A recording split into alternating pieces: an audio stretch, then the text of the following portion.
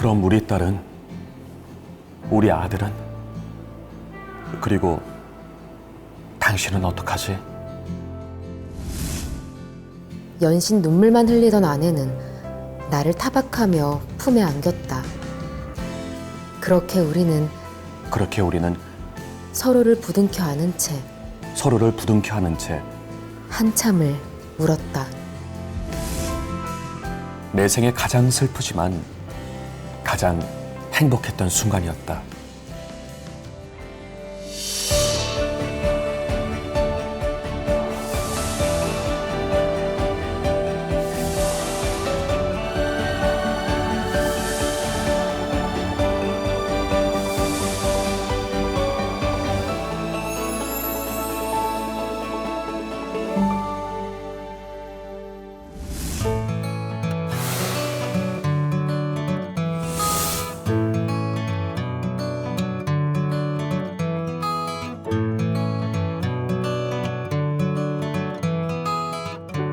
나의 삶은 평범했다.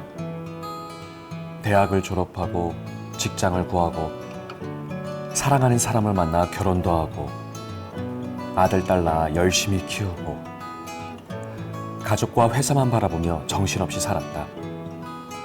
아빠 얼굴 보고 자겠다고 졸린 눈을 비벼가며 기다리는 아이들과 어깨를 토닥이며 파이팅을 외치던 아내가 유일한 위로이자 큰 힘이 되었다.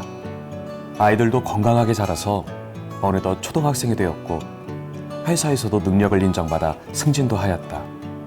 생활이 조금씩 안정이 되니까 여유가 생기고 여유가 생기니까 삶을 즐기게 되었다.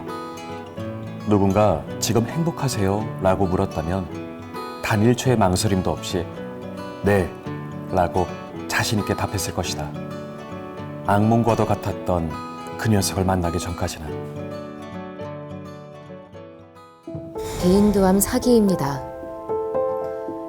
며칠 전부터 두통이 잦아져서 병원을 찾았고 정밀검사 결과를 듣는 자리에서 조심스러운 목소리로 의사 선생님이 말했다. 코와 목에 악성 종양이 생기는 병으로 우리나라 전체 암 환자의 1%도 안 되는 희귀암이란다. 암? 내가 암에 걸렸다고? 손이 떨리고 식은땀이 났다. 내가 죽는 건가? 하느님 나라로 가는 거야? 그 당시 열심히 신앙생활을 하고 있는 터라 예상치 못한 하느님의 부름에 당혹스러웠다. 그리고 머릿속에서 가족들의 얼굴이 주마등처럼 스쳐갔다. 우리 가족은?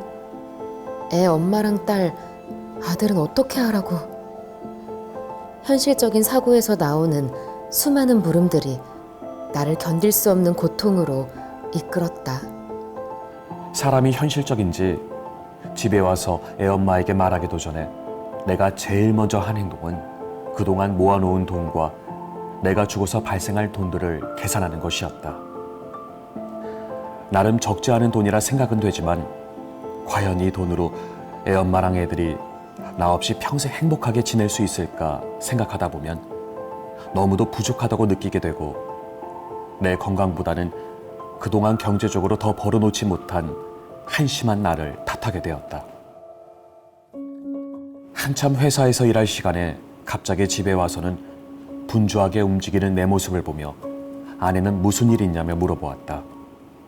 몇 번이나 대답을 망설이다가 아내와 소파에 나란히 앉았다. 그리고 담담하게 모든 사실을 털어놓았다. 만약에 내가 없으면 이제 초등학교 들어가는 우리 딸은, 아들은, 그리고 당신은 어떡하지? 안 울 거라 몇 번을 다짐했건만 야속한 눈물은 창백한 볼을 타고 흘렀다. 바보야. 낳을 생각은 안 하고 뭐 하는 짓이야. 연신 눈물만 흘리던 아내는 나를 타박하며 품에 안겼다. 그렇게 우리는 서로를 부둥켜 안은 채 한참을 울었다. 내 생에 가장 슬프지만 가장 행복했던 순간이었다.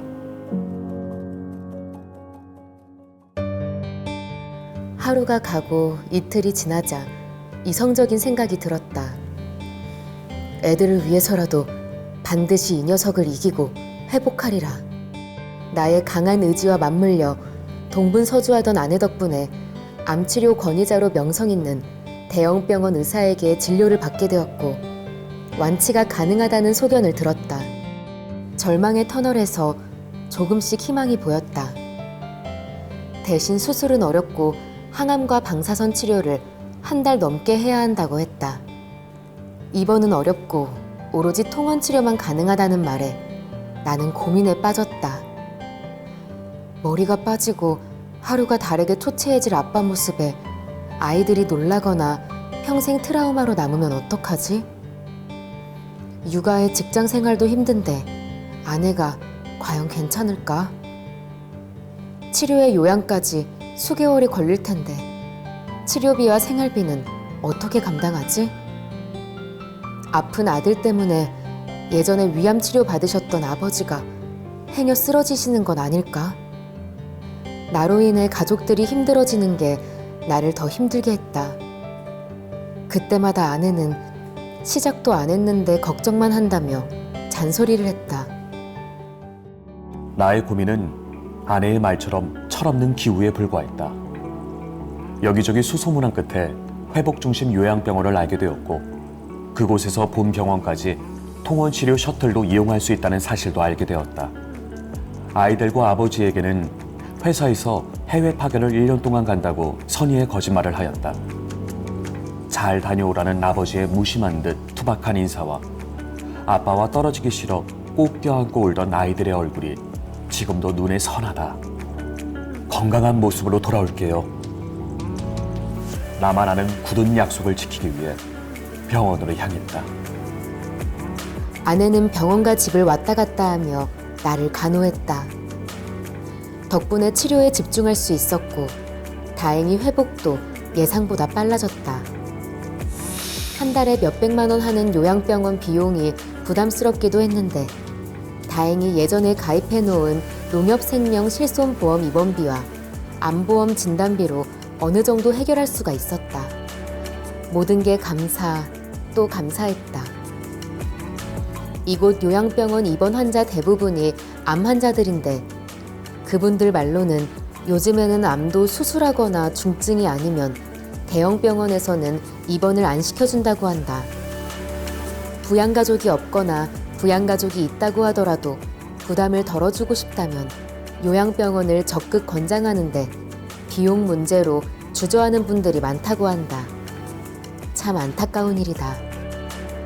나도 암에 걸리기 전에 친한 FC의 추천으로 암보장을 충분히 갖췄다고 생각했었는데 막상 상황에 닥쳐보니 병원 입원비에 휴직기간 생활비까지 보장을 더 많이 해놓지 않은 것이 후회로 남기도 했다. 이젠 보험을 들고 싶어도 들 수도 없고 미리 대비하고 준비하는 것이 얼마나 중요한지 다시금 깨닫게 되었다. 모든 치료를 마치고 퇴원을 했다. 그리고 건강한 모습으로 집에 돌아왔다. 뒤늦게 모든 것을 알게 되신 아버지는 아무 말씀 없이 나를 안아주셨고 어머니는 눈물을 훔치셨다. 그리고 아이들은 아빠의 손을 잡으며 환하게 웃고 있었다. 모두들 새롭게 태어난 것에 대해 축하해 주었다. 세월이 흘러 아침마다 아이들과 포옹하는 행복도 누리고 아내와의 의리도 더욱 굳건해지는 그야말로 암으로 인해 전화위복이 된 삶을 살고 있다. 가족이 없었더라면 그리고 보험이 없었더라면 꿈도 꿀 수 없는 일이었다. 갑자기 찾아온 불행이지만 참고 이겨내니 다시 행복이 찾아왔다. 전화위복, 아니 전암위복이 된 삶이 되었다.